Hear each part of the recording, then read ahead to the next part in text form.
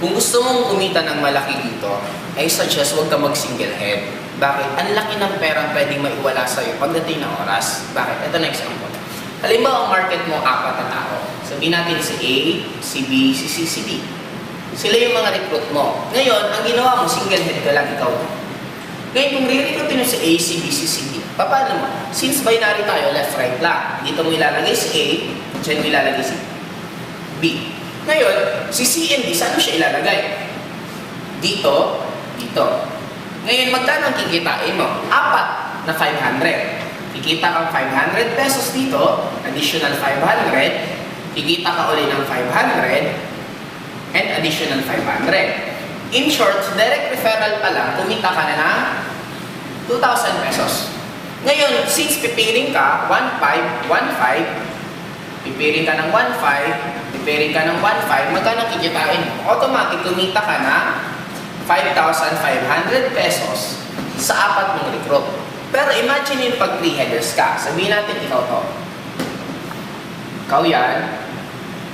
Ikaw din yan. Okay, si U2, si 3. Ngayon, yung recruit mong 4, saan mo ilalagay? Dito mo ilalagay si A, dyan mo ilalagay si B, dyan mo ilalagay si C, si D. In short, ang maganda dito, mas nahiwalay mo. Magkano kikitain mo? 1, 2, 3, 4, 5, 6. 4 ay 6 na direct referral. In short, tumita ka ng 3,000 direct referral pa lang. Eh, di ba ikaw to si Y3? Si Y3 pumiling. Kumita si Y3 ng isang 1,500. Eto, si Y2 nagpiring. Kumita siya ng additional 1,500. Eh, ikaw pa rin to. Magkano kikitain mo? 1,500, 3,000, 4,500. In short, kumita ka ng additional 4,500. Ilan lahat ang kinita mo? 10,500. Same effort. 4 ang i-recruit, 4 din dito, 4 din dito. Kaya na ano naging difference? Nag-differensya na magkano? Automatic differensya na agad ng 5,000 pesos.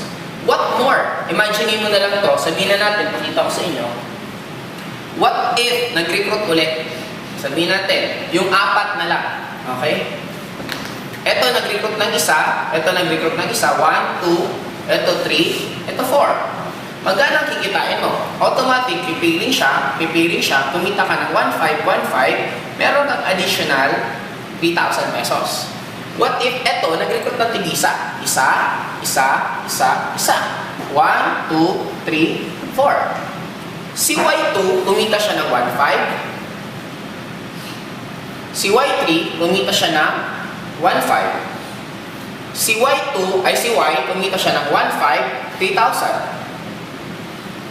Automatic, ang total mong kinita, 6,000. Magkano lang difference? 3,000.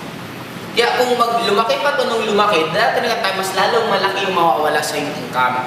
Kaya kung ang plano mo yun na naman, karirin talaga to, in short, gusto mo talagang kumita dito ng malaki at tatrabahoin mo, eh suggest 3 to 7 heads, yun ang gawin mo. Napakaganda naman. Huwag ka lang magsisingle head kasi darating talaga ang time, manginghinayang ka. Pwede kang mawala ng milyon. Imagine mo, pag lalong dumami yan, ito nga, nag-negative ko talagang 3,000. Eh what if 10 dyan, that is already 30,000. Kaya I suggest, ito ang gawin mo kung gusto mo kumita dito ng malaki.